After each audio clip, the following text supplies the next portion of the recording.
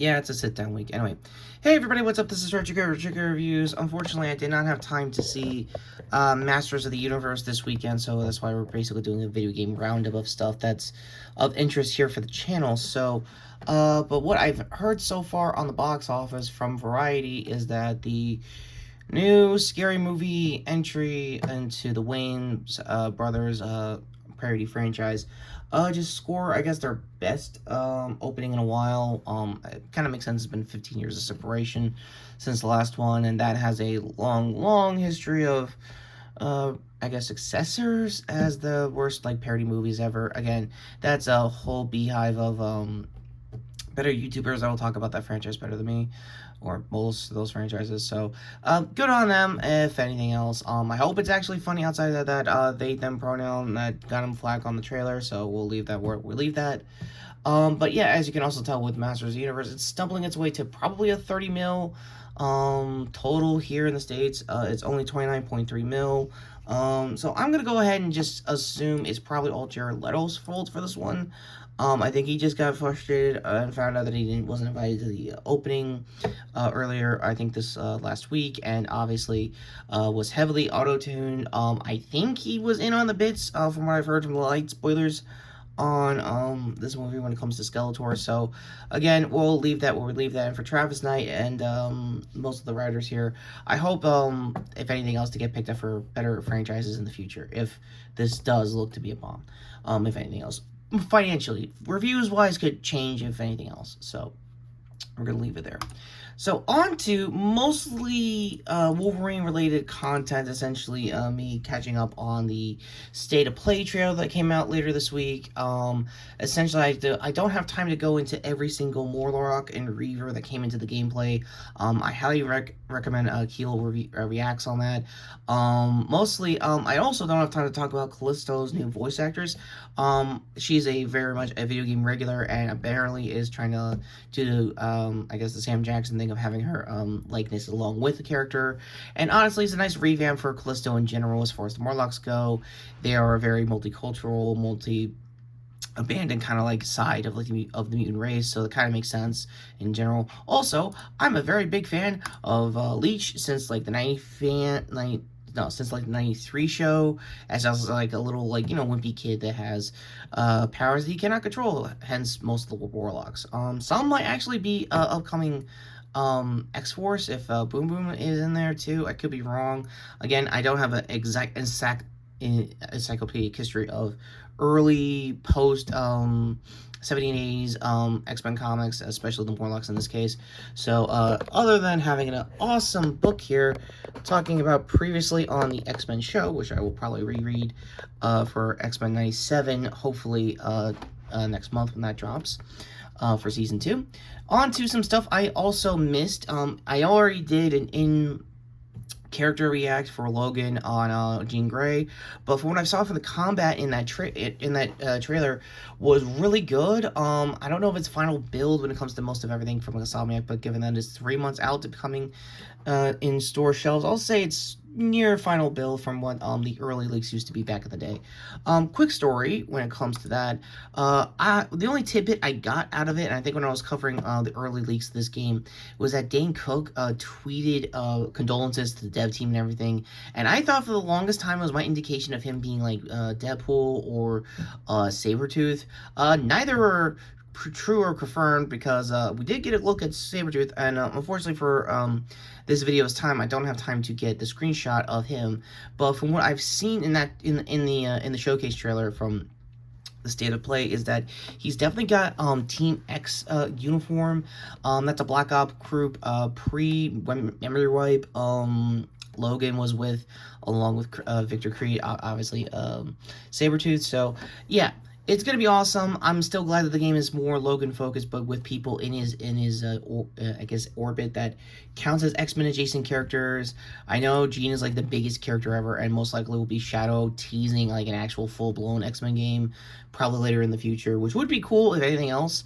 Who they get as Scott is really up to them.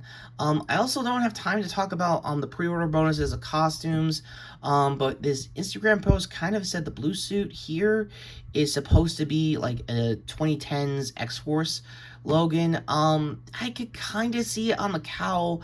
Outside of that, I thought it was a Future Foundation or Fantastic Four suit, because the joke is, for those who don't know, Logan's been in every team outside of the X-Men. He's been in, like, Avengers teams, he's been in Fantastic Four teams, he's been in, pick a team here from, like, Marvel's, like, publication history, he's definitely been in the team. And yeah, it's pretty obvious that we're going to do the Age of Apocalypse suit. I have no clue what the 2014 suit is. Could be another solo run pre-Krakoa. Again, I could be wrong there as well.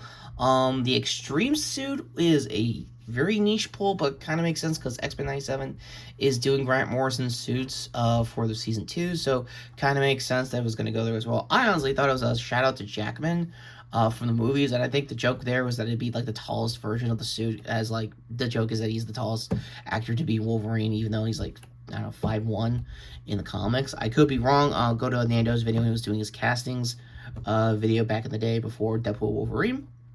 So with that being said, let's get to the biggest thing here as far as Resident Evil goes, as far as this channel goes. Code Veronica finally got remade after a near 20-plus year wait for this to get remade in any, I guess, realm or any era of video game consoles. Why is this so significant? Mainly because you get a lot more Claire than usual. She is literally the starring character till her brother comes in halfway into the game. And apparently Capcom did not forget that too, because early on, by the way, love the new font. I love that they dropped the code and made it just Resident Evil Veronica for the remake era, so I love it. And regardless, the RE engine looks fantastic more than usual. Go to the trailer because I don't have time to show the whole trailer beat by beat when it comes to the cinematics. I do want to, sorry for the grody, sorry for the gross Instagram rip, but yeah, the nice lady that ended up being, like, I guess I guess the 2000s equivalent of French Airbnb, to when Chris was investigating, in between, I want to say 3 to 6, essentially, in the mainline series. She mentioned the boulder.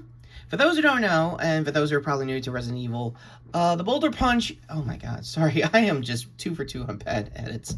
Sorry, guys, but long story short, the boulder punch has basically been, like, the meme. It's been the meme everyone has basically said about Chris since Resident Evil 5, and I defend it to this day because, quick story, I have a long history of essentially being afraid of this franchise.